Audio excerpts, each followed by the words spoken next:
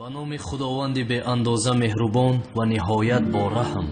муҳтарам ҷамоат, имрӯз дар бораи марг бо шумо суҳбат хоҳем кард.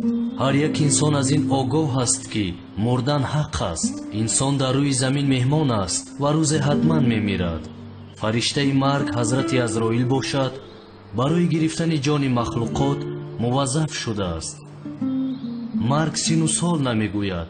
чӣ пир бошӣ, чӣ ҷавон бошӣ, моҳлатат ки расид ҳатман мемирӣ. муҳтарам ҷамоат, ҳоло як саргузаштро ба шумо нақл мекунам. саргузашти як бародари мусалмони мо аст. бародарон, шояд шунида бошед. ин саргузашти он қадар кӯҳна нест. 7-8 моҳ пеш ин воқеа ба вуқӯъ омад. оё дар бораи бародарамон Али Банат шунидаед? 29 майи соли 2018 вафот кард. тамоми сомонаҳои интернетӣ дар бораи ӯ мегуфтанд. ӯ ҳамагӣ 30 чанд сол умр дид. номаш Али Банат, истиқоматкунандаи Австралия. худованд ба ин бародарамон молу мулки зиёд дода буд ки ҳамеша истироҳат карда мегашт. ӯ яке аз инсонҳои миллионер буд. нархи мошинаш аз $400,000 зиёд буд. хулосаи гап, ин бародари мо аз ҳама чизи ин дунё таъмин буд. рӯзе бародарамон бемор мешавад. назди духтур парешонҳол меравад.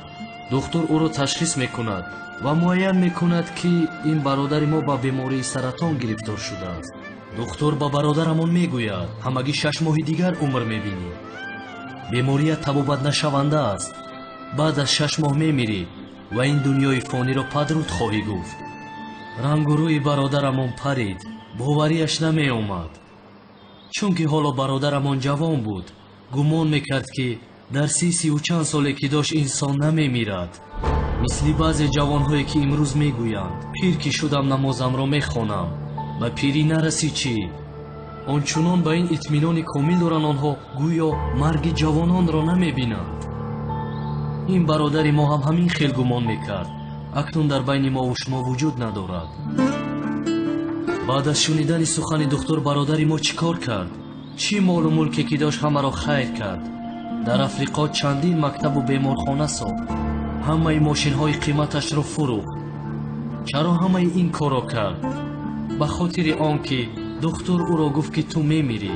худо раҳматаш кунад, ба сухани духтур бовар карду, аммо аз сухани худованд ғофил буду. ӯ бехабар буд ки худованд мефармояд марг ҳар лаҳза метавонад туро ғофилгир кунад. ӯ дарк намекард ки марг пириву ҷавонӣ намегӯяд. муҳтарам ҷамоат, худо ба ин бародари мо муҳлат дод то ин ки худашро ислоҳ кунад ва тавба намояд. аммо бисёри инсонҳо ба умеде ки дар пирӣ тавба мекунем, ба пирӣ ҳам намерасанд. чунин инсонҳо аз оёти худованд бехабар ҳастанд. худованд дар сураи аъроф ояти 34 мефармояд: ҳар умматеро муддати умрест, чун аҷалашон фаро расад 1 соат пешу пас нашаванд. ҳамчунин худованд дар ояти 11 сураи саҷда паёмбарро амр мекунад ки бигӯ ба бандагонам: бигӯ фариштаи марг ки муваккал бар шумост шуморо мемиронад, сипас ба сӯи парвардигоратон шумо бозгардонида мешавед. бешак рӯзи ҳисобу китоб ҳақ аст. муҳтарам ҷамоат, баъзе инсонҳо ҳамеша рӯзи қиёматро пурсон мешаванд. дониста бошед ки марг барои ҳар инсон қиёматаш аст. ҳамчунин бародарон ба сураи луқмон ояти 34 назар андозед ва худатон бубинед. ба номи худованди бахшанда ва меҳрубон.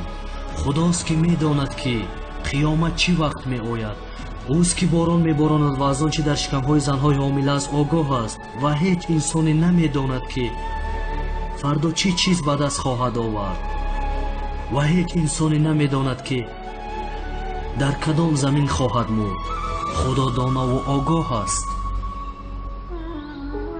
баъзе инсонҳо ба ҳавопаймо ки нишастанд ёди марг мекунанд ва чун ба замин фуруд омаданд худоро фаромӯш мекунанд. оиди онҳо дар қуръон ояте ҳаст. сураи анкабут ояти 64 ва 65.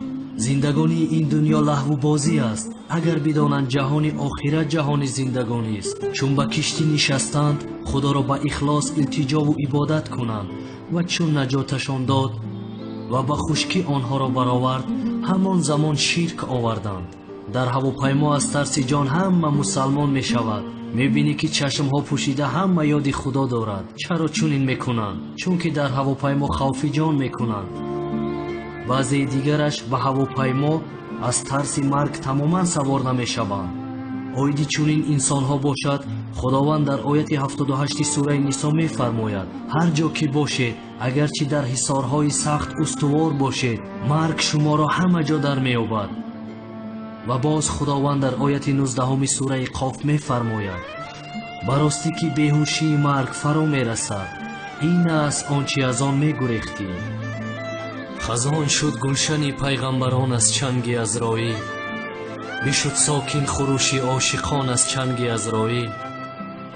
дили сад модари айёмро доғи алам карда, тапад чун мурғи бисмил кӯдакон аз чанги азроил. ҳазорон шоҳро аз тахт рӯи тахта меорад, кафи хок гашт шоҳони ҷаҳон аз чанги азроил. инсонҳое ки дар ин дунё корҳои хайрро анҷом доданд, пас дар ояти 32 сураи наҳл бингаранд ки чӣ гуна аст оқибати маргашон ва чӣ гуна аз онҳо истиқбол мекунанд.